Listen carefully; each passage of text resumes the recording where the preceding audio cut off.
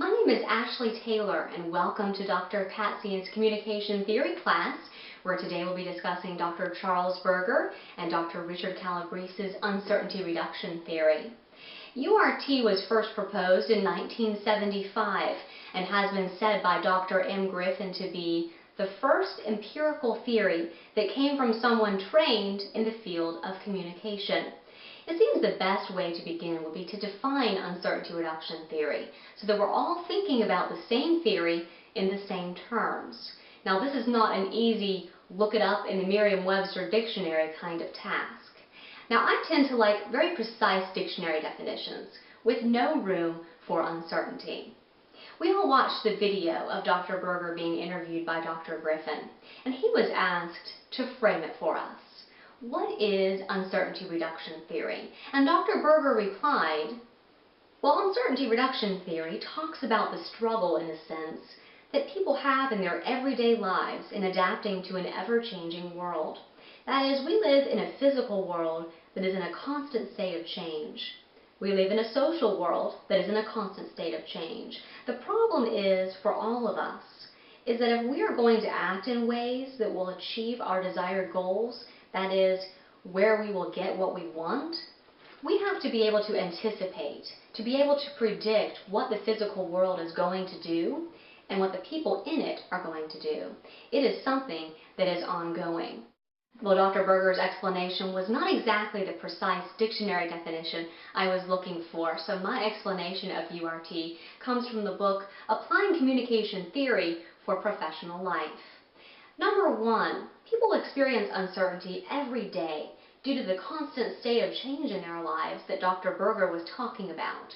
Much of this uncertainty is in interpersonal situations in everyday life, such as boarding a plane last week when I had to go to a national conference at work. Well, as I'm walking down that long aisle looking for who I'm going to sit next to for this plane ride. Number two, people do not enjoy experiencing uncertainty. In keeping with my recent airplane example, would my seatmate talk my ear off or be the silent, uncommunicative type? Would this person be friendly or standoffish?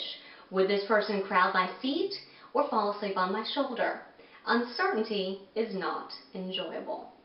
Number three, people's primary goal of communication is to reduce uncertainty in their lives. Well, I finally found my seat 28A, greeted my seatmates with a smile and a good morning, graciously consented when the gentleman who was overextending the bounds of the middle seat took my window seat, and I squeezed in between them.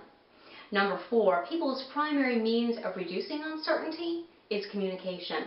I broke the ice with my seatmates when I said, "Hi, I'm Ashley Taylor. I work at Shriners Hospital for Children in Greenville, and I'm headed to a PR conference in Tampa."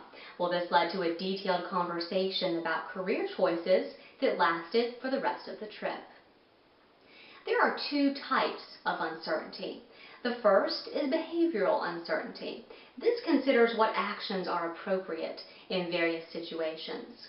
In the plane, okay, I'm in the middle seat in between two strangers. Can I use both armrests? One armrest? None of the armrests? How about behind me? Who's there? Can I tilt my seat back? These are all questions about appropriate behaviors. Then there is cognitive uncertainty, and this considers the level of uncertainty in relation to the beliefs and attitudes of each other. Should I have revealed where I work? Or is this person going to be judgmental of the Shriners organization? There are 7 axioms, or self-evident truths, that comprise URT. These 7 axioms provide the main structure and scholarly support. They also explain the correlation between uncertainty and communication. So let's start out by talking about axiom 1. As your verbal communication with a communication partner increases, your level of uncertainty about that person decreases. And as a result, verbal communication continues to increase. Going back to my illustration from the airplane, once initial introductions were made, our conversation progressed through talk about family and work life, and my uncertainty was greatly reduced. And as a result, we talked throughout the rest of the plane trip. When Berger first introduced URT in 1975, He suggested that everyone's goal was reducing uncertainty in initial interactions. Well, after further research in 1979, he added 3 conditions that increased people's interest in reducing uncertainty. These conditions are incentive value, deviation, and anticipation of future interaction. Number 1, incentive value is having the desire to learn more about someone when you think that person has the ability to provide you with a reward. In other words, there's something in it for you.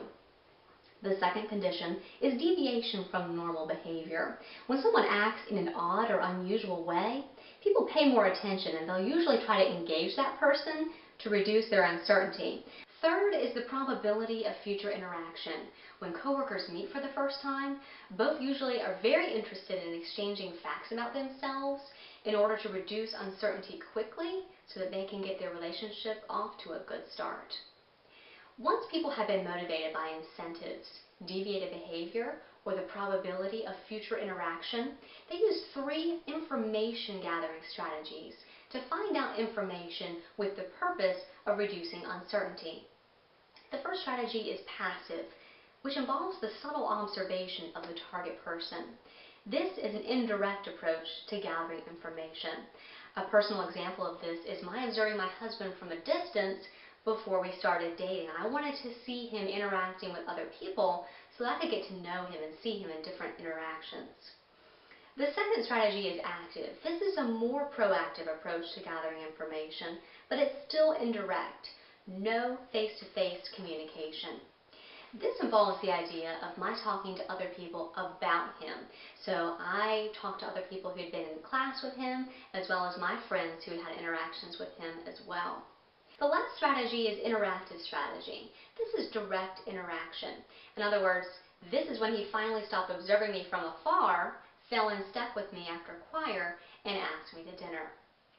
Berger and Calabrese's theory has stimulated a lot of research about URT. Many scholars have supported the axioms, others have expanded URT, but there are 2 main studies that have created significant debate about URT. Michael Sunafrank questioned the aspect of Berger's theory that people were primarily motivated in interpersonal communications to reduce uncertainty. Instead, he proposed that people were motivated based on their perceptions of future rewards and costs. Berger's response to this criticism was that predicted outcome value itself was an uncertainty-reducing event, and that Sunafrank just expanded URT rather than proposing an alternative to it. In another debate, Kathy Kellerman and Rodney Reynolds tested the validity of URT. Their major area of concern was axiom 3, which states, high levels of uncertainty cause increases in information-seeking behavior. According to their study, the level of uncertainty did not correlate with information seeking. Quote, it is not how much a person knows, but how much a person wants to know that causes information seeking. Due to these results, Kellerman and Reynolds called for the removal of axiom 3 from uncertainty reduction theory. However, they did recognize that further testing of the validity of these interpretations was needed and that the study should be replicated. Berger and Calabrese originally formed URT to focus on interaction between strangers, but they expanded their position to include more established relationships. Other researchers have expanded uncertainty reduction theory to intercultural communication in William Goody-Kuntz's anxiety uncertainty management, to organizational settings in Michael Kramer's theory of a managing uncertainty, to romantic relationships by Parks and Adelman, and to uncertainty in times of transition in close relationships in Solomon and Knobloch's relational turbulence model. Planoff and Honeycutt have even expanded to events that increase uncertainty. The number and variety of theories URT has created demonstrates its heuristic value, or the ability to generate new research. URT is integral to the field of communication. I researched this theory to help me learn as much as possible to assist me in the daily interactions I have with new people. What I have learned has reinforced the importance of my showing myself friendly to other people in order to reduce their uncertainty. And this is a biblical example. Proverbs 18:24 tells us, A man that hath friends must show himself friendly.